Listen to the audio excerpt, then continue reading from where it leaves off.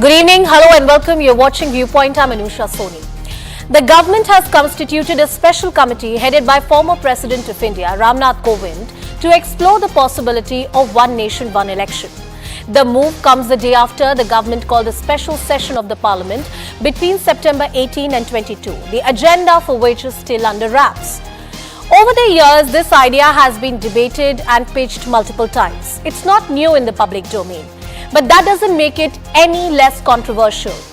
Few years ago, back in 2018-19, when the Law Commission was looking at it, there was a draft committee report that was put out by Justice B.S. Chauhan.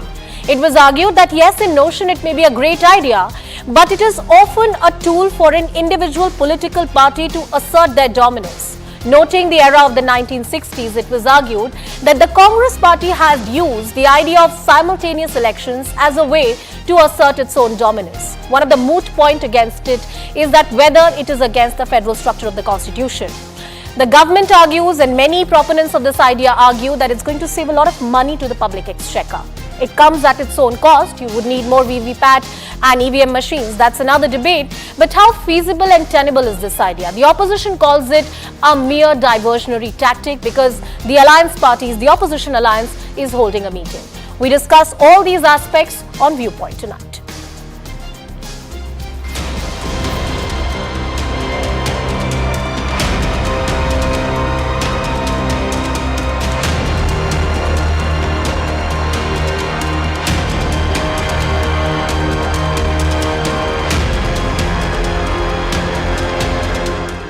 केवल संविधान में संशोधन राज्यसभा और लोकसभा में हो जाए तो संभव नहीं, राज्यों को भी स्वीकृति मिली है।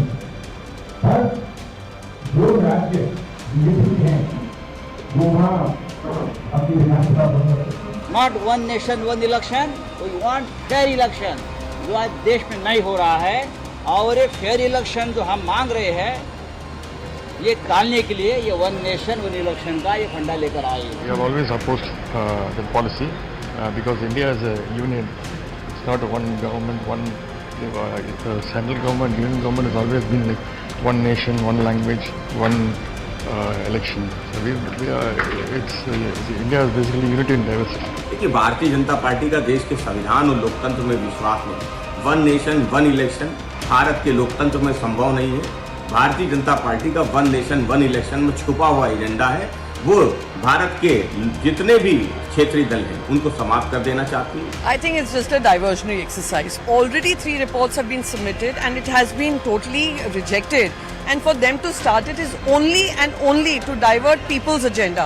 ऐसा लग रहा है कि इनकी हार जो है बिल्कुल सामने बिल्कुल साफ साफ नजर आ रही है कि जिस तरह ये हर स्टेट एक स्टेट के बाद एक स्टेट जो है हार रहे हैं, तो इसमें इनकी कोशिश रहेगी कि जो हमारा ये यहाँ सेटअप है, एक फेडरल स्ट्रक्चर है, उसको ये कमज़ोर करने की एक गड़ी है। एक चुनाव में 60,000 करोड़ रुपया खर्च हुआ है।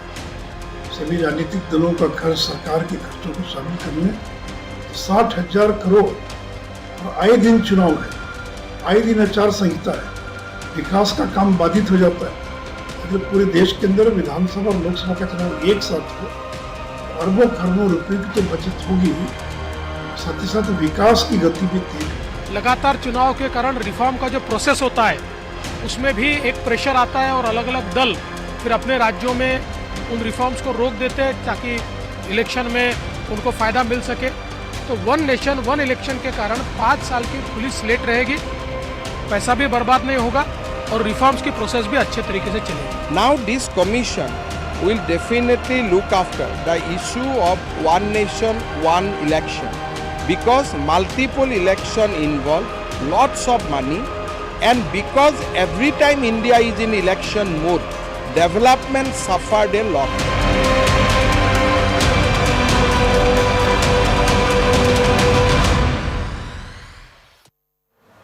A key reform or a mere diversionary tactic? That's the key question. That's the moot question that we talk about. Let's take you through the various aspects of this particular idea. Simultaneous elections. They ensure that the voter turnout is better because there are no different electoral cycles and people can just go out on a single day or in a single week and vote. there could be confusion among voters. Suppose BJP is a predominant party or Aam Aadmi Party is a predominant party, the voters can swing in favor of one particular political party at the state and at the central level. It also reduces accountabilities of the Neta, because suppose the election cycle is every 5 years. So for the 5 years, is it an elected autocracy? Because there is no election that has to happen in any part of the country. That's another argument. Poll expenses can be reduced. Now, when you talk about poll expenses, the Law Commission had also said that about 10,000 crore rupees extra would be needed, because you would need fresh VVPAT machines, you would need fresh EVM machines, and you would also need more staff to conduct elections at such a huge scale. It also reduces the burden on the administration setup. Yes, in the medium to long term, this is going to be a benefit. But in the short term, in the first 10 years, it's going to be a problem, because EC will have the same number of people, but it needs to do a mammoth task at a huge level for the world's largest democracy, for about 80 crore voters in this country. The downside for all regional parties, as I said, that there could be a win, there could be a sway just in favor of one particular political party. No recourse if precedent rule is imposed. Now, this particular point talks about the aspect that suppose a state government has been taken action against by the centre, and if a precedent rule is imposed and the elections are conducted in the 6 months, that's what the constitutional mandate is. But what are you going to do if the election clock is disturbed? So that particular factor or a contingency is not taken into account when you talk about simultaneous elections. This is a reality in a democracy. Better use of security forces. Once again, you would need large amount of forces. Right now, when elections happen in different phases, forces can be moved from one region to another. That won't be a possibility if you have simultaneous elections in this country. It also ensures continuity in policies. Now, because you are constantly in a poll mode, this country is constantly in a poll mode, it is argued that policies are often seen from a populist point of view and no serious thought is given to the policies.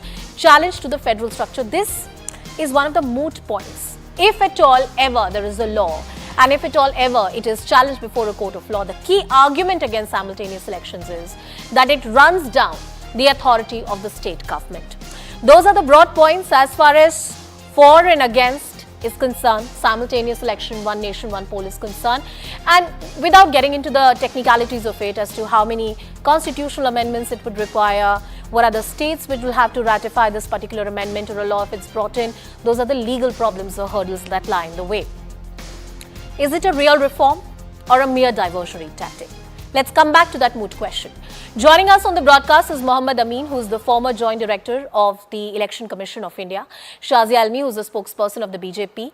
Ashpreet Kardial from the Congress Party is also joining us on the broadcast. Pradeep Bhati from the Samajwadi Party, and Mr. Brijesh Kalappa, who is an Aam Aadmi Party leader and a lawyer, is also with us on the show. Good evening to all of you. Thank you so much for joining us on Viewpoint tonight. Mohammad Amin, coming to you first and trying to take in a word from you and understand from you. The idea of simultaneous elections has been debated in the country on multiple occasions. The Prime Minister has spoken about it. There's a Law Commission report that has come on it. And I'm quoting from that draft report of the Law Commission.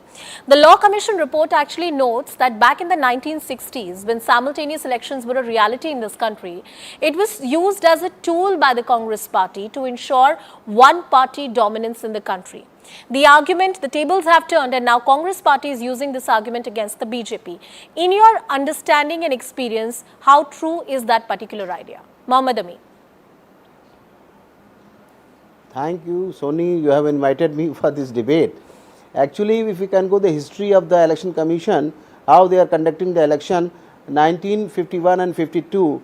So, election was smoothly going on for the one country, one elections, and up to the 1966, this happened regularly. There is no problem. But after the Mrs. Gandhi intervention, she was the Prime Minister, and forcibly she has imposed the 356 and sometime 358.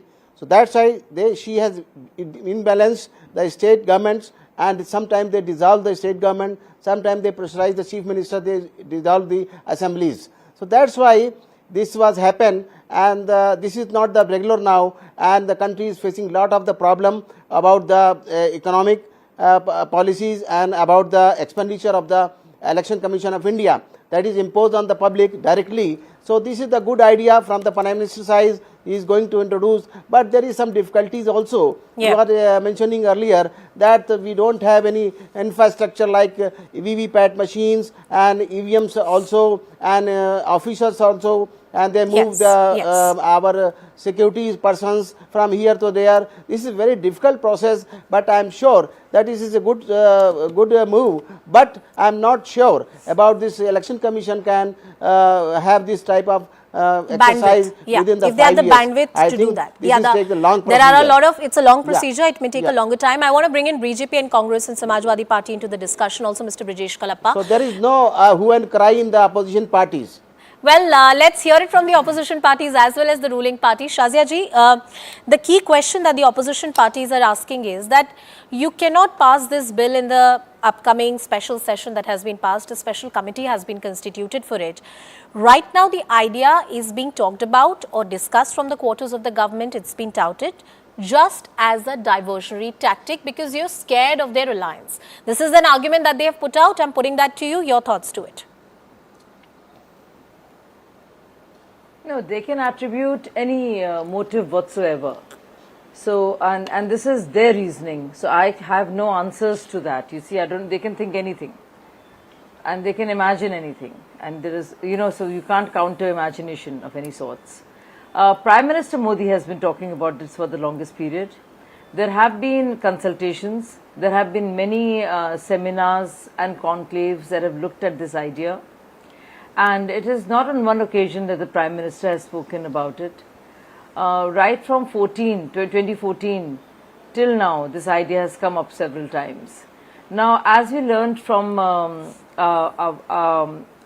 former election commission member, yes, that this has, and we know this, whether it's 52, 57, 62 and 67, this has happened. However, Article 356 has been used many times to dismiss the local, the state governments. In fact, Indira Gandhi's record is actually, if you read about it, it's actually the worst. She has used that so many times, it's over 50 times that she has used this article to dismiss the elected governments. Yes. Now, but this was the rule of the day, and it's because the state assembly and the elections, the state assembly would get dissolved time and time after that the periods or the timelines kept changing to the extent that every year in India we have elections somewhere or the other. Yes. And it's just become quite a, one is very unwieldy.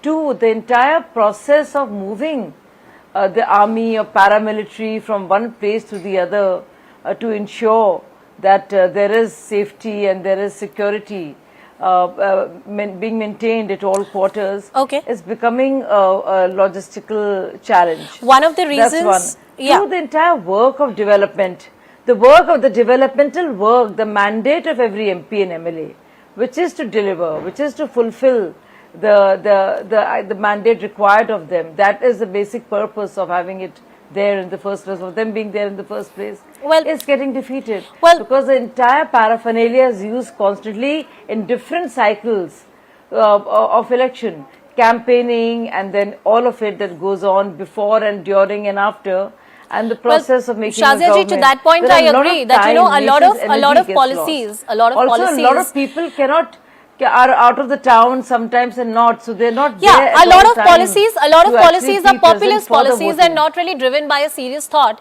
And to that extent, I believe all political parties are guilty and not any single one. Back in the 1960s to now, it's not just the imposition of a precedent rule or the suspension of the state government that has led to different election cycles, but also the creation of new states that has happened in India from the 1960s up till this point. That is the reason why we have so many different cycles of elections. There are multiple reasons for it.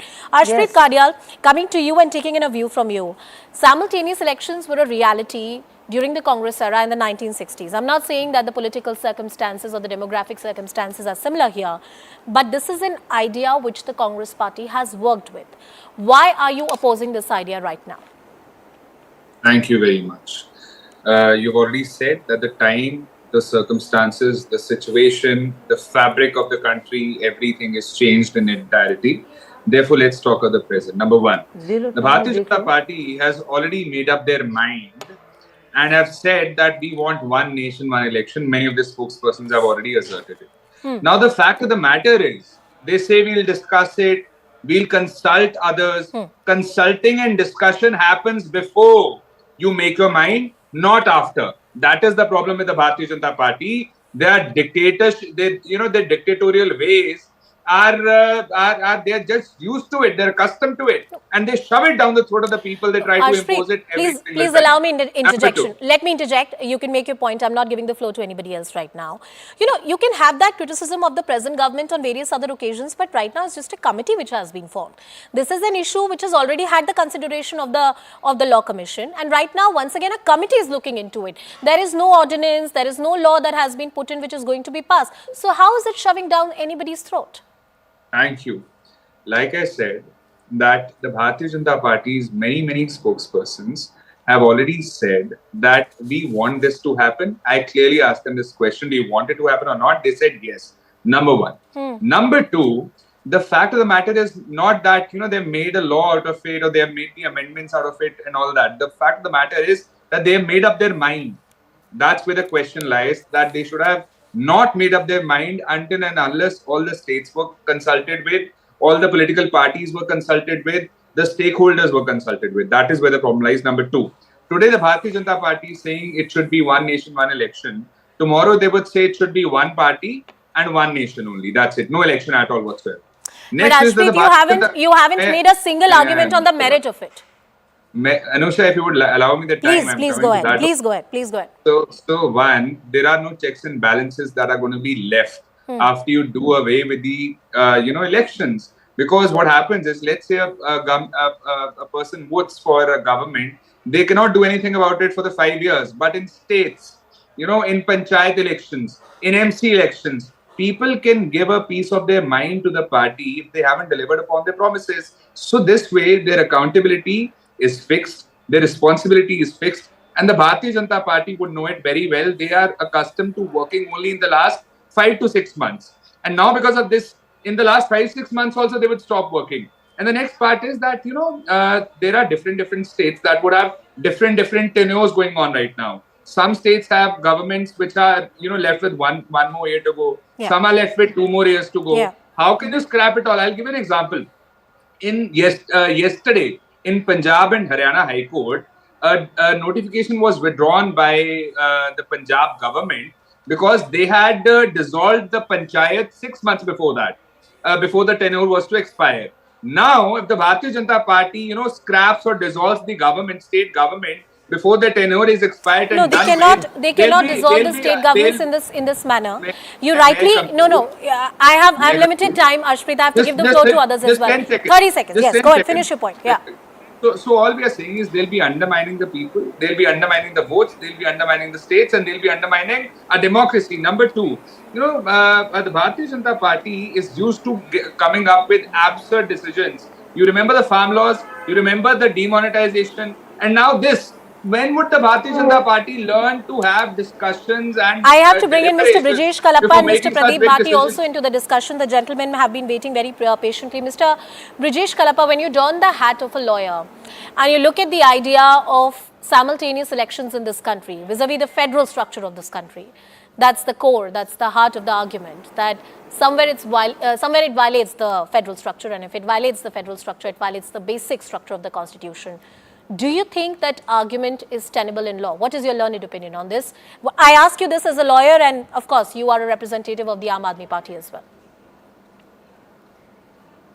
See, let me speak both in my personal and my political capacities. According to me, it's a completely harebrained idea, and it's completely unsustainable. Let's assume that today there are elections which are held both for the states and for the center, right?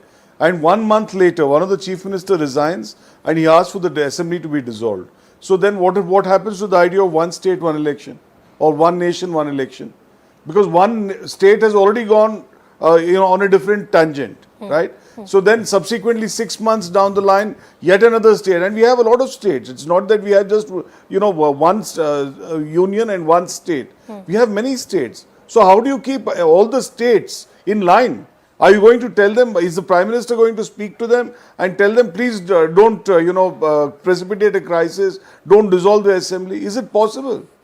Is it possible for the will of the people to be, pushed around in this kind of manner? It's an absurd idea at the very, very start. Like you rightly pointed out, this was something which the constitution makers perhaps intended, perhaps it was started. It started in the 50s, 60s in right earnest. Then what happened? So it obviously tells you that in the long run it's not sustainable. Yeah. How do you is it for the good of having one election, which is a one state, one nation, one election, that you're going to finish off the electoral terms of so many state governments? How many of them will agree? So I think that, this is all is talk in the in the evening over a drink, and then one forgets about it. But taking it forward seriously, and then having constitutional functionaries come and sit in former constitutional functionaries come and think of this elaborate exercise, I think is completely, it's completely ridiculous. If, Well, I do think, sir, that terms, this exercise is something more than over a drink, because they have set up a committee and it looks very serious. And the Prime Minister has also spoken about it. Mr. Pradeep Bhati, the idea that one nation, one poll is an antithesis to the existence of regional parties in this country. Does it show somewhere the nervousness of the regional parties? That if there is a national election and a state election together, there would be a wind, there would be a sway, and in that wave, the regional parties would get lost. Is it lack of confidence, or are there genuine concerns at play? Mr. Bhati. Thank you, Anusha, and good evening to all. I don't know why you are saying that there is a nervousness in any regional parties, or maybe it be any party. When we do not have any draft ready by the government, forget about the Law Commission and other committee has been appointed as of now. We are waiting for we will be waiting for once it is put in the Parliament or government officially put this draft in front of opposition and in front of the entire country. So there is no nervousness of any kind, may it be your words, but I don't think that will take it with a positive note. We'll definitely like to contribute on the basis what is been presented to us. Whatever in the best interest of the country, we'll try to give the positive feedbacks. That is in principle, sir, what is the position of your party? If I were to ask you directly. When there is nothing in front or there is no draft in the public domain, how can I say that it is I'll be in for or it will be in against of anything which is not even there?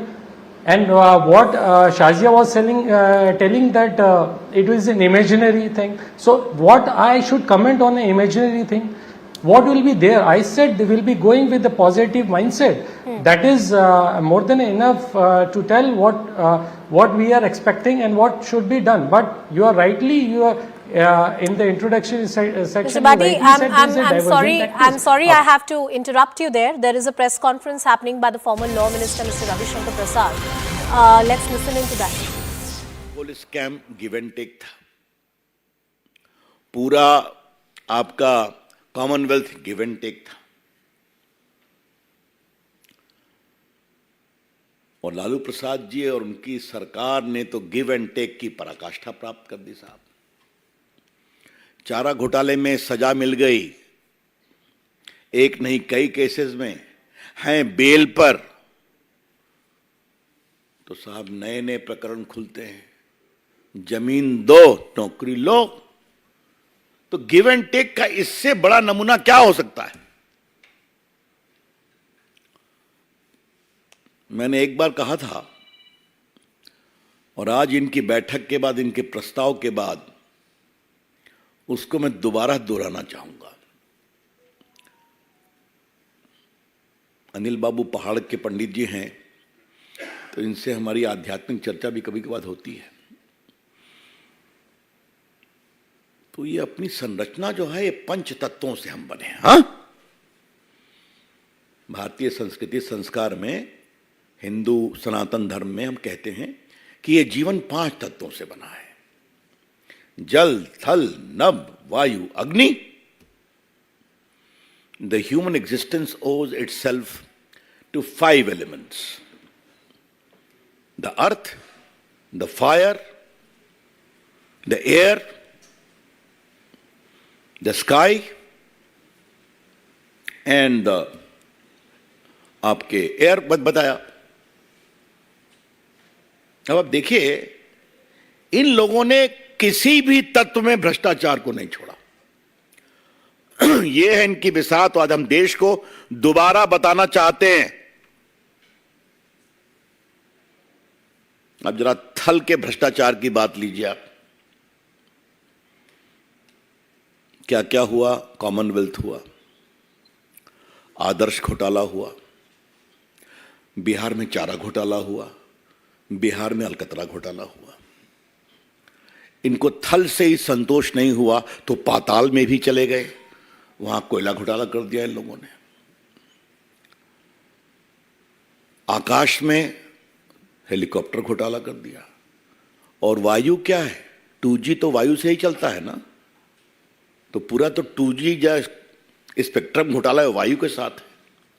समुद्र जल की बात लीजिए तो submarine घोटाला हुआ वहां पर। और अग्नि के बारे में बहुत चर्चा हम लोग कर चुके हैं कि बीकानेर में जो दामाद श्री को जमीन दी गई है, सूर्य के किरणों से अग्नि निकालने के लिए वहां प्लांट लगाए जाएंगे, उसमें कितना FIR हो आप जब ही जानते ही हैं। तो this is the record of the so called India parties, और वो हमें सीख दे रहे हैं। तो इस तीसरी बैठक का एकमात्र नतीजा यह है कि उन्होंने अपने गिव एंड टेक प्रिंसिपल को फॉर्मली पॉलिटिकली भी माना है।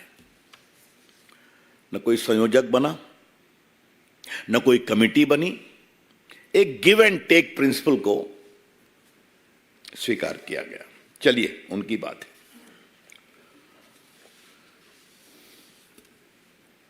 हम एक बात जरूर कहना चाहते हैं, लेटेस्ट सर्वे में नरेंद्र मोदी जी की लोकप्रियता प्यू सर्वे में आपने देखी है, दुनिया में भी देखी है, भारत में भी देखी है। ये कैसे शब्दों का प्रयोग करते हैं। लालू प्रसाद जी, राहुल गांधी। लालू प्रसाद जी आप बेल पर हैं, पता है ना आपको? हाँ, इससे अधिक मैं नहीं बोलूंगा। और आप प्रधानमंत्री के बारे में क्या क्या कहते हैं, इतनी शर्मिंदगी भरी बात तो मैं बोल नहीं सकता। आप सभी जानते हैं क्या शब्दों का प्रयोग कर रहे हैं, क्या दबा देंगे उनका, मुझे बताने की जरूरत नहीं है।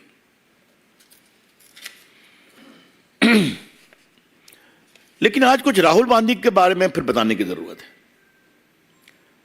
राहुल गांधी जी, क्या आप चीन के प्रवक्ता हो गए हैं क्या? और यह बात हम बड़ी जिम्मेवारी के साथ बोलना चाहते हैं। Mr. Rahul Gandhi, have you become the spokesperson of the Chinese establishment? और ये बात मैं बहुत जिम्मेवारी से कहना चाहता हूं कि भारत की सेना ने लद्दाख के बारे में बार बार बताया है, गलवान में क्या हुआ, बाकी जगह क्या हुआ, हमने क्या क्या काम किया, क्या साहसिक काम किया। आप सेना को भी विश्वास नहीं करते हैं तो आपसे और क्या अपेक्षा की जाए? आप सेना की शहादत का सबूत मांगते हैं तो आपसे और क्या कहा जाए? कैसे कैसे लोग आपके मित्र हैं और आपके प्रमोट करते हैं जिनको चाइना फंडिंग करता है। आपके पूरे पिताजी के नाम के NGO को कहां कहां से पैसा मिला है, यह चर्चा अनिल जी यहां कर चुके हैं, हमारे प्रवक्ता मित्र कर चुके हैं, मैं दोहराऊंगा नहीं उसको, उसकी फोटो भी आपको दे चुके हैं। लेकिन क्या राहुल गांधी इतनी बेशर्मी से कांग्रेस चाइना के प्रवक्ता बनेंगे? यह सवाल आज मुझे उठाना है। आपके नाना जी के समय 4500 किलोमीटर की जमीन चली गई। राहुल जी, आज मैं आपको कुछ पार्टी के केंद्रीय मंच से कुछ याद दिलाना चाहूंगा। आपके पर नाना जी जवाहरलाल नेहरू का स्टेटमेंट याद करिए। उन्होंने आकाशवाणी में कहा था, my heart goes for Assam, जब भारत की सेनाएं चीन के द्वारा हराई जा रही थी। और जब उनसे पूछा गया तो उन्होंने कहा, those are land where not a blade of grass grows. तो राहुल गांधी जी, आज आपको मैं एक बात याद दिलाना चाहता हूं कि महावीर त्यागी एक बहुत बड़े फ्रीडम फाइटर थे, कॉन्स्टिट्यूएंट असेंबली के सदस्य थे, उन्होंने कहा जवाहरलाल नेहरू जी मेरे सर पर बाल नहीं है. That was the retort of the BJP. We had a press conference coming in from the opposition alliance INDIA a few hours ago, about 2 hours ago. And that's the response coming in. Once again, this is political battle all out in the open in the run-up to 2024 Lok Sabha elections. And in the midst of all of that, there's also the debate of one nation, one election that has started, keeping in mind that there's a special committee under the former President Ram Nath Kovind that has been set up.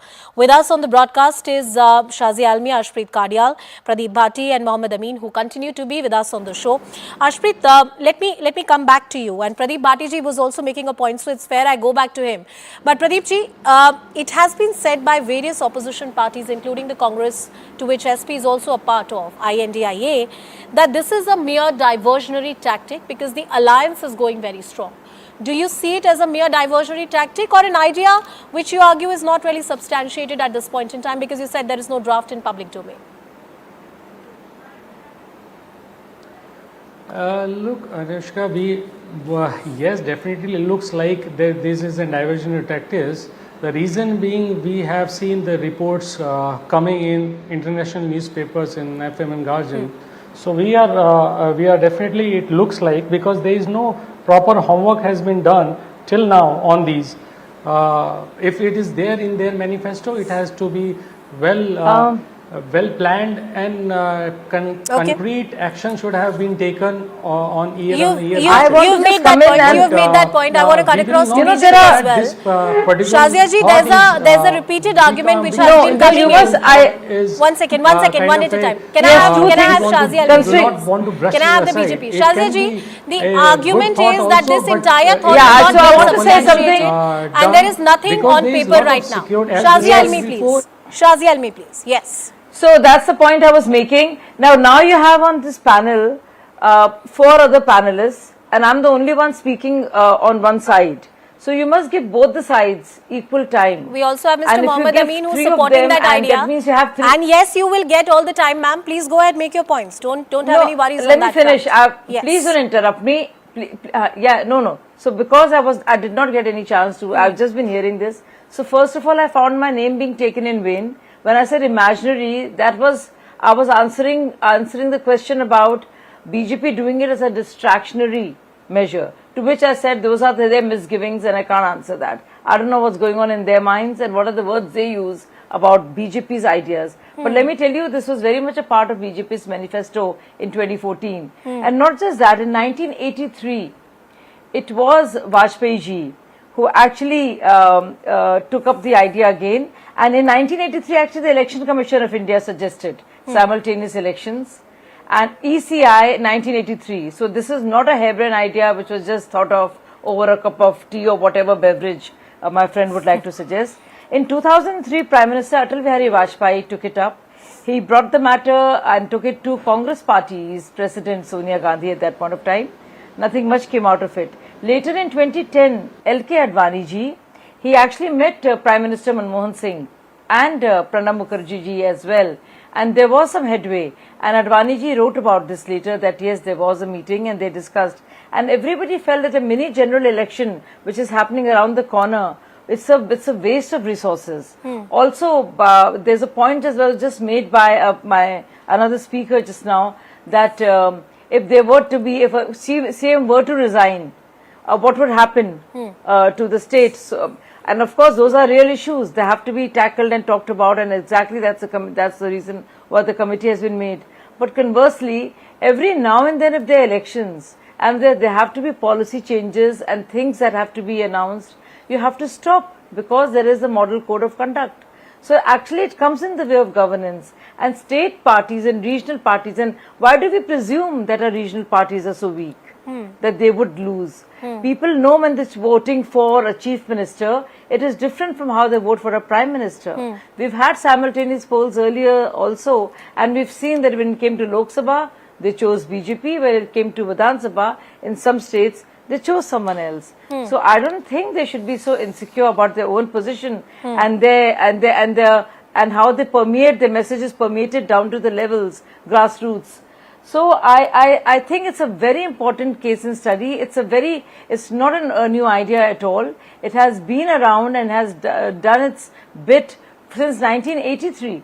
Yeah, and it was only those 13 years from 67 to 83 that all the defections that go on, the Ayaram, Gayaram kept happening, assemblies kept on getting dissolved, Article 356 was used indiscriminately by the then central government at that point of time, because of which it has led to a very crazy situation. It's rather chaotic, administratively expensive, and in terms of our security forces and their deployment difficult. In terms of for the voters, it's impossible for voters to keep coming back to their home states every time the elections are announced. I think it's important to have simultaneous elections, well thought of, keeping all the other factors in mind. Let's also talk about, and I want to bring in Mr. Mohammed Amin into the discussion. Mohammed Amin, do we have the wherewithal? Let's keep the constitutional and legal arguments aside for a second.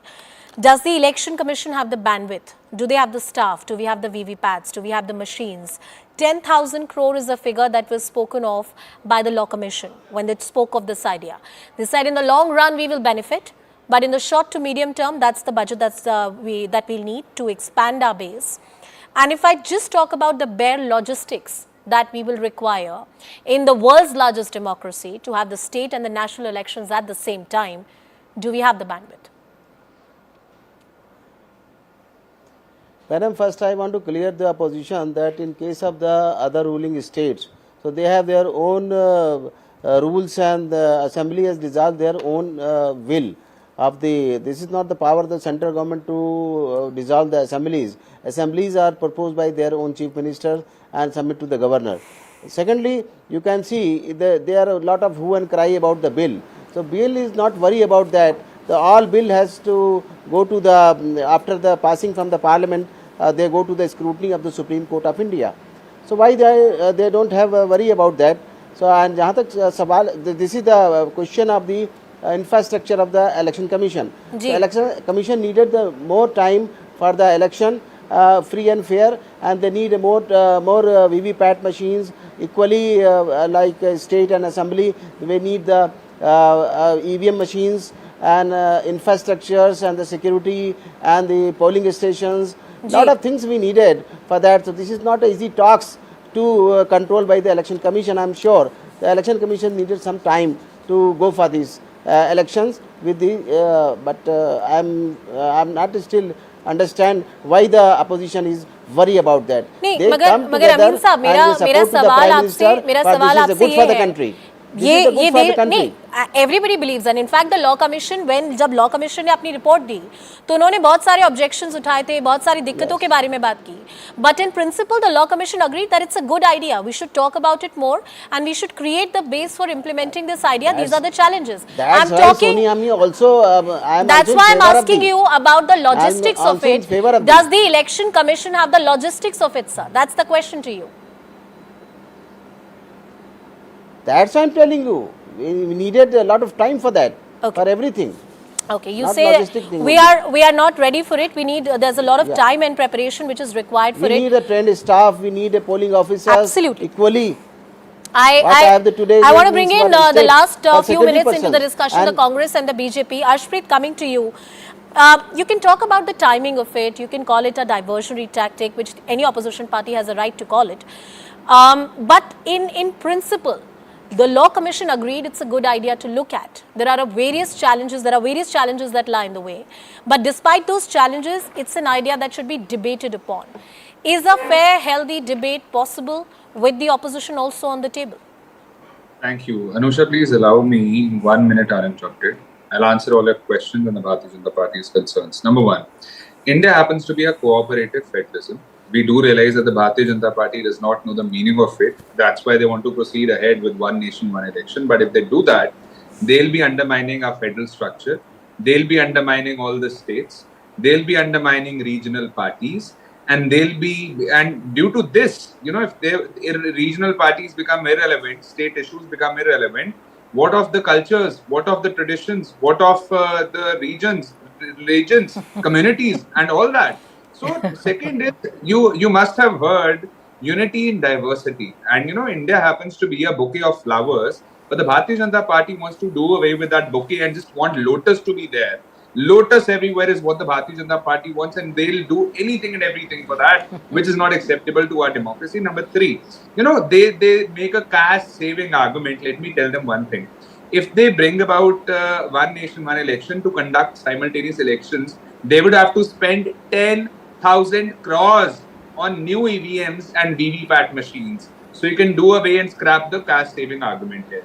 Next is that you cannot legally and politically force the country, the states, the UTs, the people, the parties to follow you.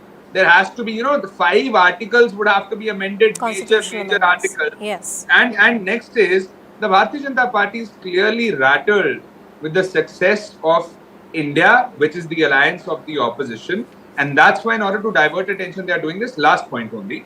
See, municipalities and panchayats also come under one nation, one election, but do they not know that they are a state subject? Municipalities and panchayats, they come under state subject hai, right. And the state election commission has power over it, authority over it. So how can you do away with that? And You made your point. Say, I have to give the last. I have to. One line. But who is? One Let's second. say Last 10 there is seconds. a- Ashpreet, 10 I heard a lot of Thank you. hilarious. Let's say I heard that a government. I heard a lot of hilarious government stuff has right now. No, been please allow me to comment Shazia ji, because coming to you. I Coming to you. think- One at a time. No, One at a time. I One think at a time, please. One at a I time. think Ashpreet was Ashpreet, making. you made your So, points. 6 Ashpreet, you months. made your No, points. I heard a Ashpreet, you line. made your points. Just Ashpreet, one line. you made your point. One line. Shazia, One line. Very please go ahead. childish. One line only. Shazia, Very please go ahead. childish things being said. Shazia, just please now. go ahead. let's say So first Ashpreet, month you made down. your I point heard a here. lot Come of on, let's very move silly on. arguments. Yes, please go ahead. Shazia, So I please heard go ahead. a lot of silly points being made. So this does not impact the local culture whatsoever in any way. And I think the regional parties would have the gumption and wherewithal and the presence marked amongst the constituents to know, for people to differentiate between their symbol and that of the lotus. And I'm sure they would exercise that when it comes to it, unless it happens to be lotus in both the Lok Sabha and the Vidhan Sabha elections. This has been discussed at many forum and many different levels. My point is that let's discuss the idea, and nobody is saying that the power to dismiss the state government would rest with the center. Nobody actually even has suggested that. So this is fairly harebrained, the tangents that we are hearing of right now, and none of these things are really happening. The idea of simultaneous elections is that the energy of a state, the time, money, allocation, resources are better utilized. The work of development carries on. There is always not an election What if a round the government corner. is overthrown in 6 No, one months? at a time, one at a time. That is Let the us just point. finish our That is arguments. the question. That's all the time. What That's if a all the government is time I have. overthrown That's in all the time I have. I agree that this is a topic that should be debated more often as a special committee has been formed. And this is something that's going to affect the heart of our democracy. The elections, the timing of it, the manner in which it's conducted. It does require detailed discussions, many more to come. I thank you all for joining us on Viewpoint tonight. Let's also talk about another important story. We are slipping into a short break, but up next on the other side. After the success of Chandrayaan 3, India is set for a Surya Namaskar. With Aditya-L1 Mission is set for a takeoff tomorrow. That story and the experts on it after a quick break.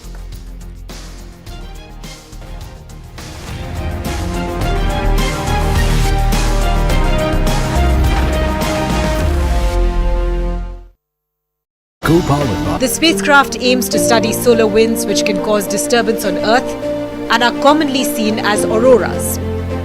Recently, the European Space Agency had detected many small jets of charged particles expelled intermittently from the corona, which is the Sun's outer atmosphere. This could help shed some light on the origins of solar wind. In the long run, data from this mission could help better understand the Sun's impact on the Earth's climate patterns. And this in turn can have a profound impact on our planet's environment and technology.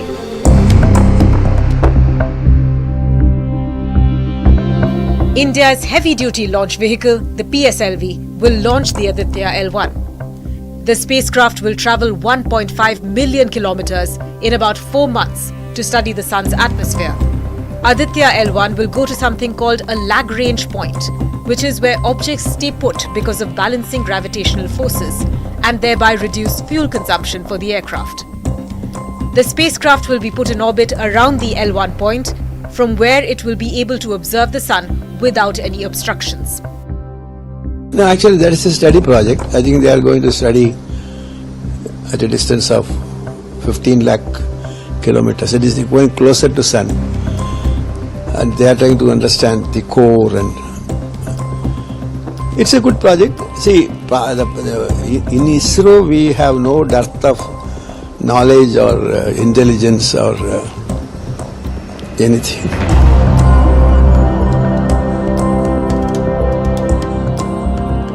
In 2018, NASA's Parker Solar Probe came closer to the Sun than any other previous spacecraft.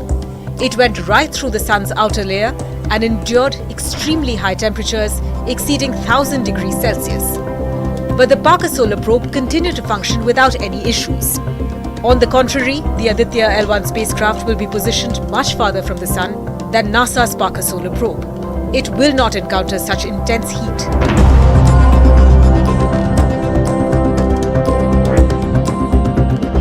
The Aditya-L1 spacecraft will transport 7 instruments to study the Sun's outer layers, such as the photosphere, chromosphere, and outermost regions.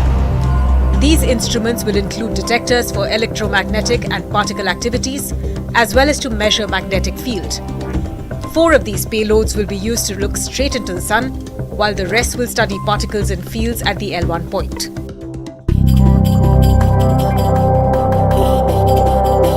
So why is studying the Sun so critical? That's because solar weather and environment affect the weather of the entire solar system. Variations in this weather can change the orbits of satellites or shorten their lives. They can interfere with or damage electronics on board, and even cause power blackouts and other disturbances back on Earth. So knowledge of solar events is key to understanding space weather. The Sun's extreme heat and magnetic behavior can give us insight into our galaxy and far beyond.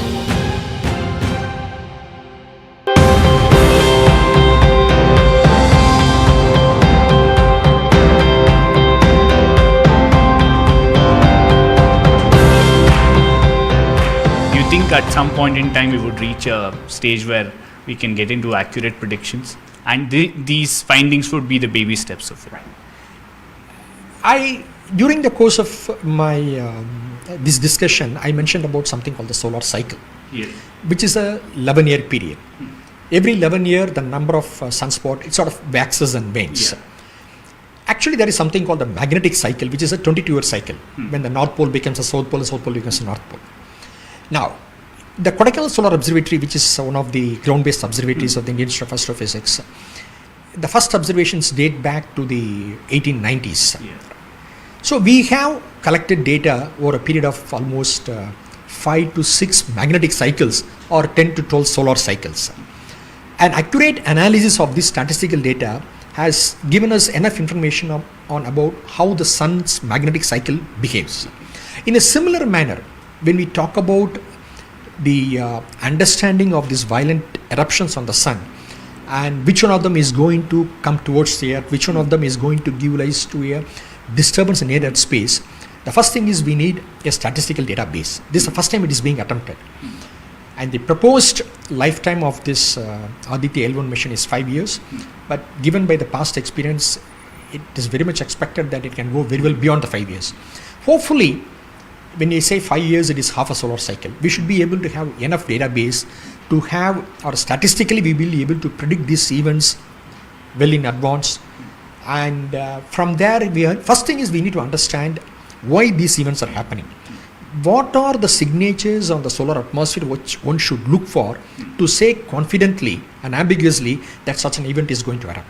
Now the next thing is, when I talk about these solar eruptions, and also I mentioned that the underlying sunspots are the cause for these things. The sunspots can be anywhere on the surface of the Sun. It can be near the limb of the Sun, that's the edge of the photosphere, or it can be near the disk of the Sun, center of the disk of the Sun also. When a sunspot is at the limb of the Sun, and because of the magnetic field changes, it gives rise to a CME, that CME is primarily in the sky plane. On the contrary, if there is a sunspot near the center of the Sun's disk, If it decides to erupt because the magnetic field changes, what happens is that eruption is going to travel straight along the sun-earth line. So the point here is,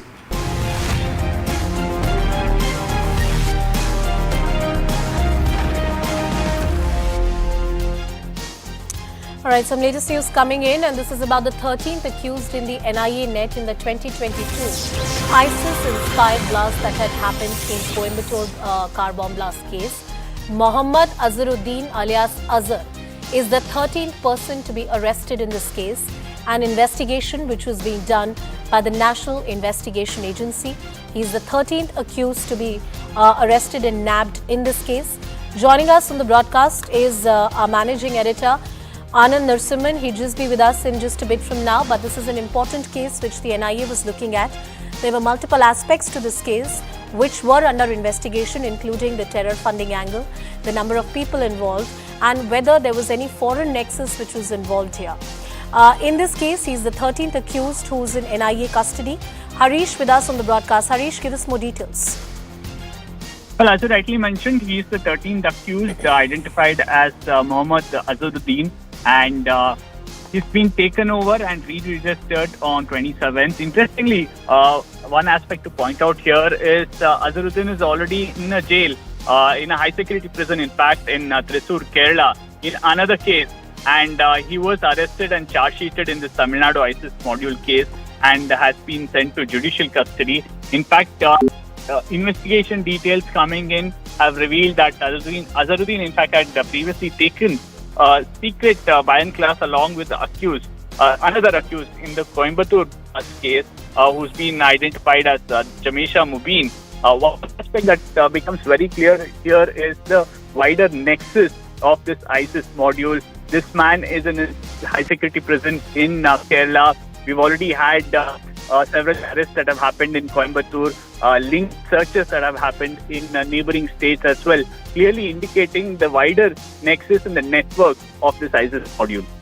Thank you, Harish, for getting us all the details on that very important story. Let's now talk about another big story, which is our focus here on CNN News 18 and will remain in the hours to come. The countdown for ISRO's next big mission, Aditya-L1, is underway as it is set to take on a very important path. It is set to take off tomorrow at 11:50 a.m. on the 2nd of September from the Sri Harikota spaceport in Andhra Pradesh. Now, the mission is in-depth study of the sun, the spacecraft which has been designed for remote observations of the solar corona. Aditya-L1 will travel for 4 months for the orbit around the L1 region, which is about 1.5 million kilometers from the Earth. Now, the cost is about $46 million. It will carry 7 payloads to observe the photosphere and the chromosphere, the different layers of the sun, around the sun, that need to be studied. We talk about that crucial mission, what is at stake for India, and what are the things to look forward to.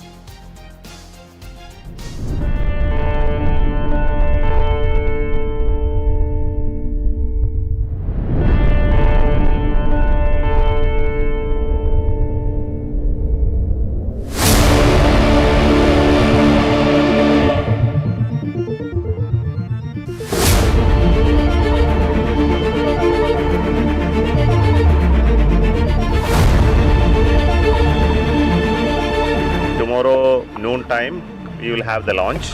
That's at 11:50. Then it will take almost an hour for the satellite to reach the required location and inject. So the Aditya-L1 satellite is for studying our sun, and it will take another 125 days, 125 days to travel from Earth to reach the point where the satellite will look at sun, called L1 point.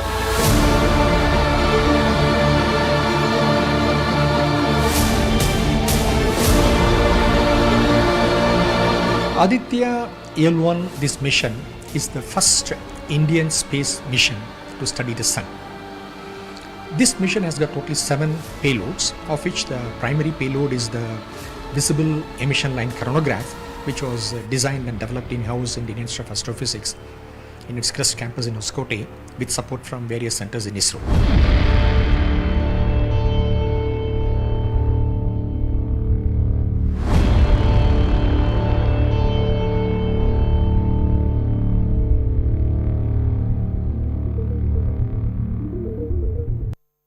While decoding this mission and getting you all the voices here on Viewpoint tonight, joining us on the broadcast is Dr. Suresh Nayak.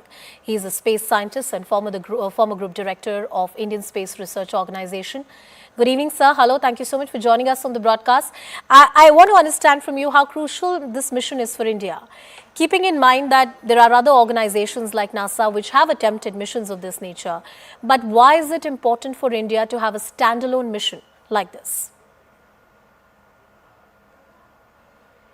Yes, actually, there are, I think, about 20 earlier missions who have been launched by different countries to study the sun. And I must say some of the famous ones are Hubble. And actually, Hubble is a general observatory. It doesn't study sun, but it is an observatory. And James Webb system, the satellite, is the one which studies sun. And there are other satellites also. But in our mission, you see, what we want is India wants its own data, right? Because all the data which these countries have already acquired are not possible to be shared. And, the crux of it, the important part of it, we may or may not get. Most probably we may not get. So we have to have our own mission. Secondly, this itself, as I explained, this trajectory and putting a satellite in, at that L1 point is a new technology. We are going this far for the first time, not to a planet, but to L1 point. And maneuvering it and putting it in the halo orbit also is a new technology. That is second point. Third point is, we have got 7 payloads on this satellite. 4 of them are directly going to look at sun, and 3 are going to study the L1 point. Sure. Now, these 4 instruments on the satellite, which are going to study the sun, one is in the visible and infrared band, another one is in the ultraviolet band, and third one is in the low X-ray wavelengths, and fourth one is high X-ray wavelengths. Sure. Now, the information which is obtained in different wavelength spectrum is slightly different, and it may throw light on the new aspects about the sun. Now, the sun has got 3 layers. Yeah. One is photosphere, which gives Earth the light and the heat. Second one is chronosphere, and third one is corona. Absolutely. Now, if you see from photosphere is 6,600 degrees Celsius temperature. Right. Corona has reached almost 2 million degrees Celsius. So far, nobody has established the exact reason of this huge temperature rise between these 2 layers. And perhaps those are the mysteries that we'll have to unravel. So the success of Chandrayaan-3 has, brought in renewed enthusiasm, especially the projects which ISRO is conducting. Many argue that ISRO conducts these projects with very frugal budgets and very small budgets which are allocated to them compared to various other organizations. But has the success of Chandrayaan-3 opened more avenues for more investments in the space sector? Yeah, actually, Chandrayaan-3 justification for undertaking 600 crore mission taxpayers' money. Already, I think we have discussed, and I will just briefly summarize them. See, Chandrayaan-3, if we find hydrogen, oxygen, and water ice there, then that opens a saga for lunar human missions, which is already happening. The Americans are sending humans there, and that also on the South Pole. That is very important. South Pole, now India has made other countries to attract their attention, because there is a lot of area which is permanently under shadow, and because of that, there is a large amount of ice existence is expected to be available. Second thing is there are actually many precious minerals are expected to be available.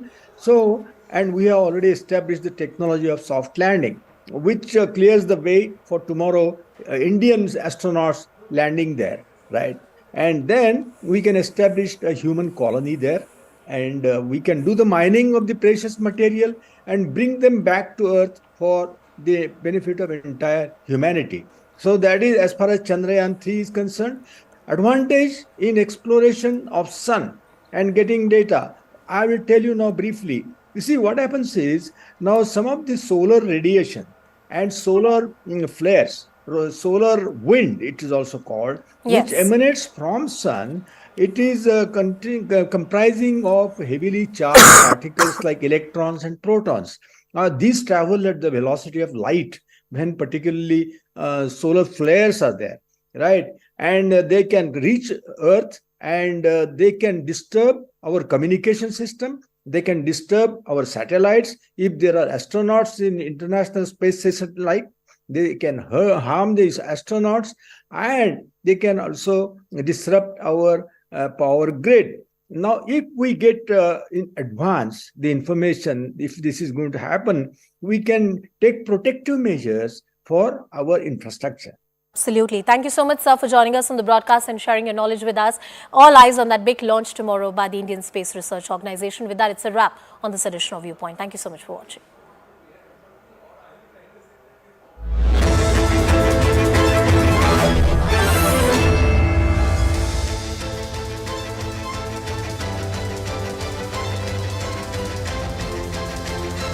Welcome everyone. Thanks a lot for staying with us. You're watching Plain Speak with me, Shivani Gupta.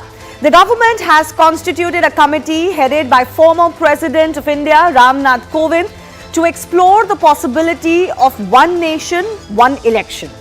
The move comes a day after the government also called a special session of Parliament between September 18 and 22, although it is unclear what the agenda for that session is.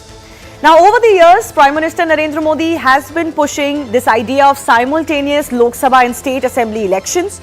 He had said, for example, in June 2019, soon after his re-election, that a committee